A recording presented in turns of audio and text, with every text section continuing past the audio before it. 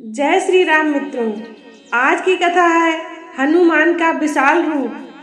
वानर श्रेष्ठ हनुमान के मुख से यह अद्भुत वचन सुनकर सीता जी ने विस्मय पूर्वक कहा, वानर यूथपति हनुमान, तुम्हारा शरीर तो छोटा है, तुम इतनी दूरी वाले मार्ग पर मुझे कैसे ले जा सकोगे? तुम्हारे इस दुस्साहस को मैं वानरोचित चपलता ही समझती हूँ।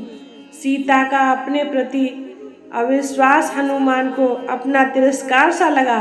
फिर उन्होंने सोचा, मेरी शक्ति और सामर्थ्य से अपरिचित होने के कारण ही ये ऐसा कह रही हैं, अतः इन्हें यह दिखा देना ही उचित होगा कि मैं अपनी इच्छा अनुरूप रूप धारण कर सकता हूँ। ऐसा सोचकर वे बुद्धिमान कपिवर उस वृक्ष से नीचे कूद पड़े और सीता जी को विश्वास दिलाने के लिए बढ़ने लगे। क्षण मात्र में उनका शरीर मेरू पर्वत के समान ऊंचा हो गया। वे प्रज्वलित अग्नि के समान तेजस्वी प्रतीत होने लगे।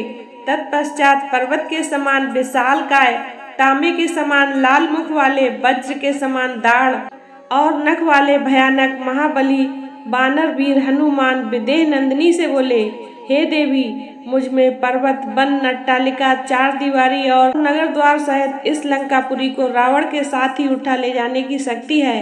अतः हे विदेह नंदिनी, आपकी आशंका व्यर्थ है।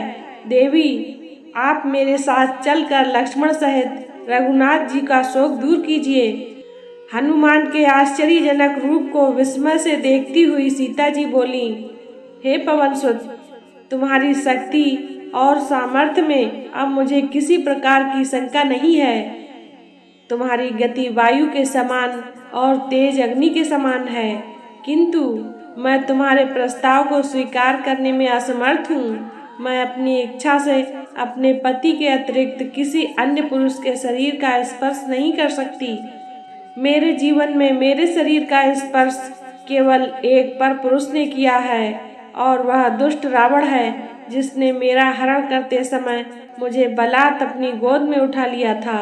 उसकी वेदना से मेरा शरीर आज तक जल रहा है। इसका प्रायश्चित तभी होगा जब राघव उस दुष्ट का वध करेंगे। इसी में मेरा प्रतिशोध और उनकी प्रतिष्ठा है।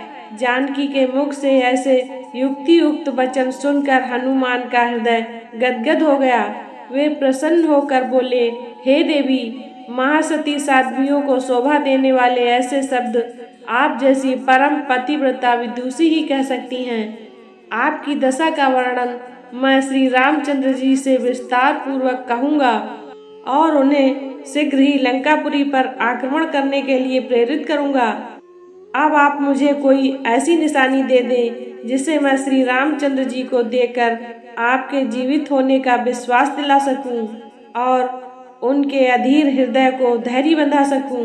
हनुमान के कहने पर सीता जी ने अपना चूड़ामणि खोलकर उन्हें देते हुए कहा, यह चूड़ामणि तुम उन्हें दे देना। इसे देखते ही उन्हें मेरे साथ साथ मेरी माता जी और अयोध्यापति महाराज दशरथ का भी स्मरण हो जाएगा। वे इसे भली भांति पहचानते हैं। उन्हें मेरा कुशल समाचार देकर लक्ष्मण और वानर राज सुग्रीव को भी मेरी ओर से शुभकामनाएं व्यक्त करना।